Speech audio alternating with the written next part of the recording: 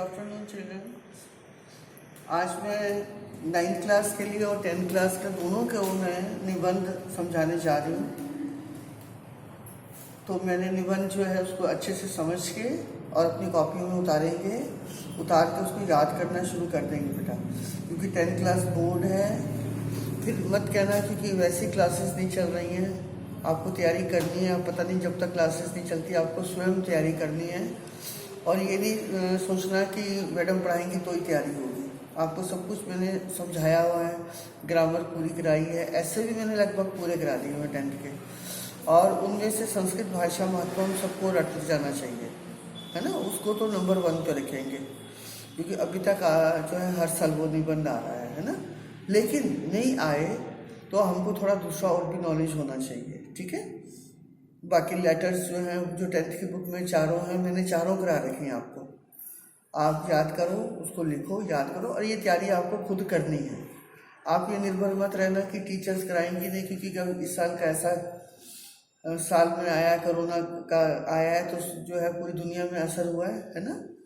और स्कूल कब खुलेंगे, कैसी स्थिति में खुलेंगे, नहीं हम जानते हैं, है ना। तो इसलिए हमको सेल्फ स्टडी करनी है, क्योंकि 10th और 12th की बोर्ड परीक्षा ज़रूर होगी, ठीक है।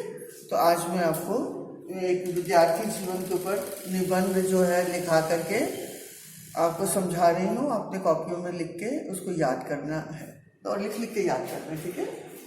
आज जो है निबंध क्या है, छात्र जीवन।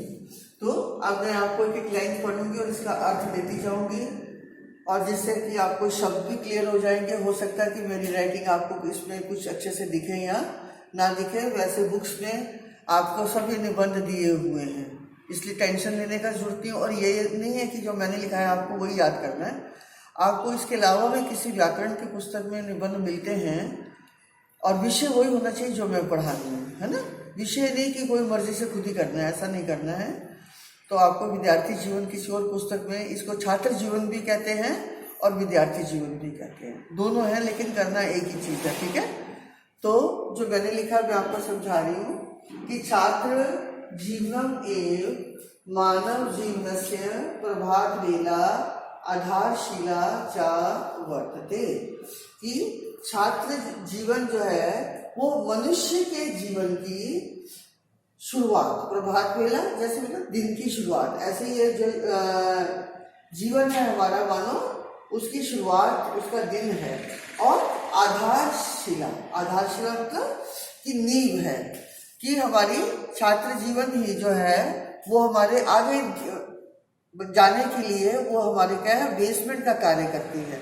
अगर किसी भी मकान, कोई भी चीज़ हम बनाते हैं, उसकी नींव मजबूत होती है तो हम कितना ऊपर मंजिल मकान बना लेते हैं। और अगर नींव मजबूत नहीं होती तो क्या है, मकान तो बन जाता है लेकिन वो गिर जाता है ना। तो इसी प्रकार से मनुष्य के जीवन में अगर उसकी नींव मजबूत ना हो, उसके जीवन में कोई आदर्श ना हो, उसके जीवन में कोई नियम ना हो, तो वो क्या होता है, पढ़ लिख तो सब जाता है लेकिन प्रचुर सफलता प्राप्त नहीं करता, है ना। तो इसलिए छात्र जीवनम एव मानव जीवनस्य प्रभात वेला आधारशिला च वर्तते। कि छात्र जीवन ही मनुष्य के जीवन की शुरुआत और मजबूती होती है। वस्तुतः विद्यार्थी जीवनम साधना अयम जीवनम। कहते हैं कि वस्तुतः, वास्तव में जो मनुष्य का ये जीवन है, ये एक क्या है, साधना। साधना मतलब तपस्या है, परिश्रम है, कठिन परिश्रम है, संघर्ष है, ठीक है। हमारे जीवन में हर तरह के संघर्ष आएंगे, हमको हर संघर्षों को पार करते हुए अपने छात्र जीवन की नींव को मजबूत करना है। तो कहते हैं वस्तुतः विद्यार्थी जीवनम साधना अयम जीवनम। थर्ड लाइन है, छात्र जीवने परिश्रम अध्ययनम परम तपा उच्यते। कहते हैं अध्ययन की तपस्याएं, जीवन में बहुत प्रकार की तपस्याएं हैं, परंतु सबसे कठिन तपस्या जो है मनुष्य के जीवन की, जो है सबसे कठिन तपस्या क्या है, पढ़ाई लिखाई है। और एक शिष्ट नागरिक पढ़ लिख तो सब जाते हैं, लेकिन शिष्ट बहुत कम होते हैं, सुशिक्षित बहुत कम होते हैं। तो कहते हैं कि अध्ययन जो है परम तपा, सबसे श्रेष्ठ तपस्या उच्चायते, कही गई है। छात्र जीवने परिश्रम से महती आवश्यकता वर्तते, कि छात्र जीवन में क्या है कि परिश्रम से, मेहनत करने के, हमारे जीवन में आलस को कोई स्थान नहीं होना चाहिए, हमारी दूसरी राय होनी नहीं चाहिए जीवन में। जब भी हमारी इच्छा हो, हमारी इच्छा क्या, किसके लिए हो, परिश्रम करने के लिए, फल की इच्छा के लिए ना हो। जब भी मन करे, कोई भी मन करे, तो हमारे मन से क्या निकले कि हमें मेहनत करना है। जो भी हमारे सामने कार्य आया है, चाहे विकट हो चाहे सरल हो, हमें वो कार्य करना है। तो कहते हैं छात्र जीवन में मेहनत की बहुत, महती माने अत्यधिक आवश्यकता होती है। अतः छात्रे प्रभात काले ब्रह्म मुहूर्ते उत्थयेत, इसलिए बच्चों को क्या करना चाहिए, सुबह, चाहे आप जो है, एक बहुत अच्छा वो है कि early to bed early to rise makes a man healthy wealthy and wise, कि हमें नियम से जल्दी सोना चाहिए और जल्दी उठना चाहिए। भले हम छात्र हैं या नहीं है, ऐसा नहीं होना चाहिए कि पढ़ने के लिए उठा जाता है, नहीं। सुबह क्या है कि एनवायरमेंटल बहुत शुद्ध होता है, वातावरण बहुत शांत होता है, हम जो भी अर्जन करना चाहते हैं हम बड़ी सुगमता से उसको अर्जित कर लेते हैं। इसलिए कहते हैं कि छात्र जीवन में, कि जब हम पढ़ाई के समय आयु में होते हैं, उस समय तो विशेष रूप से हमें सुबह ब्रह्म मुहूर्त, अब ब्रह्म मुहूर्त कहेंगे ये क्या चीज़ है, ब्रह्म मुहूर्त मीन्स कि 11 बजे से लेकर के 3 बजे का समय जो है शास्त्रों में भूत वेलाया, अर्थात भूत प्रेतों के लिए माना गया है, ठीक है। और 3 बजे के बाद का समय जो है वो मानो ईश्वर का समय है। आप देखते होंगे 4 बजे करीब मंदिरों से आवाज आने लग जाती है ना, लोग अपने कार्य के लिए अपना कार्य करना आरंभ कर देते हैं, तो इसलिए उसको कहते हैं ब्रह्म मुहूर्त, ठीक है। तो बच्चों को जो है सुबह ब्रह्म मुहूर्त में ही उठना चाहिए।